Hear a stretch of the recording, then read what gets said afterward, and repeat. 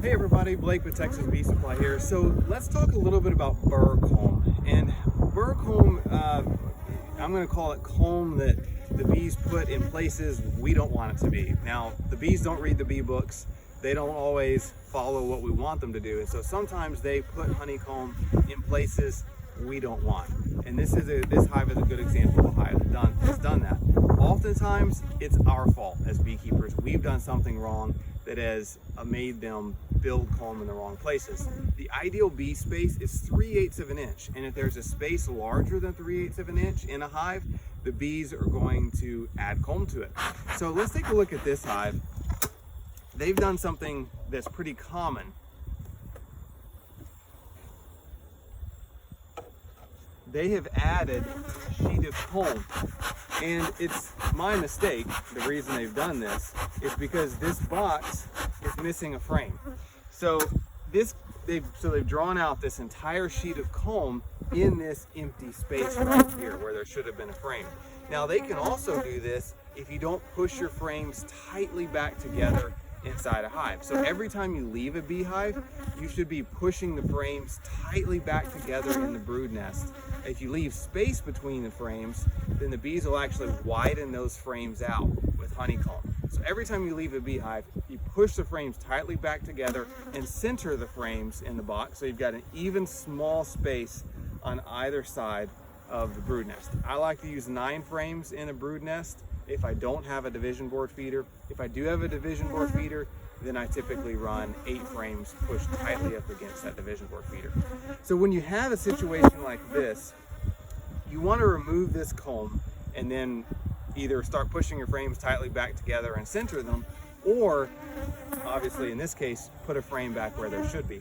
So what I do is I just stand this box up on edge, give them some smoke, make sure they stay calm,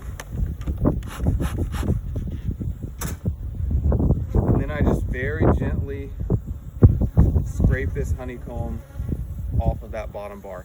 Now this comb, it's got honey in it, and so I'm going to set it aside about 20 feet away from the beehive and let them rob this honey out so it's not wasted, or you can take it into your house and eat it. We'll shake the bees off,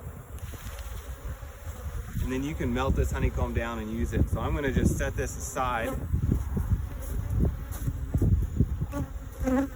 pretend that's 30 or 40 feet away, and then I'm going to finish scraping off this comb.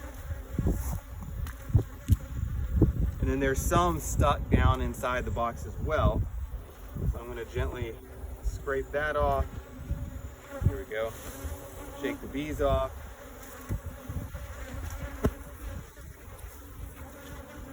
Then I'm going to take this frame. That would have been exciting. I'm going to put this frame in this blank spot. My frames are pushed tightly together up against the division board feeder. Problem solved. You're also going to see in a hive a lot of burr comb built up on the bottom bars and the top bars. I don't usually remove this. It's kind of the bee's ladder to get up into the second box. If it's excessive to the point where it's really hard to break the boxes apart when you need to remove them, then you can just gently scrape off some of that excess wax off the bottom and top bars.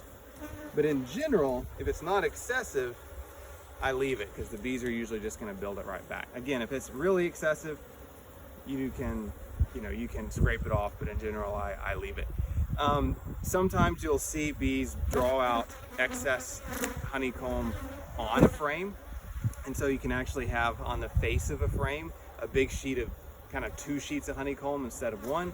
Same principle applies. I would shake the bees off that frame, and then I would use my hive tool and I would gently slice off that secondary sheet of honeycomb, shake the bees off, let them rob the honey out, and just make sure those frames are pushed tightly back together when you leave a box after inspection.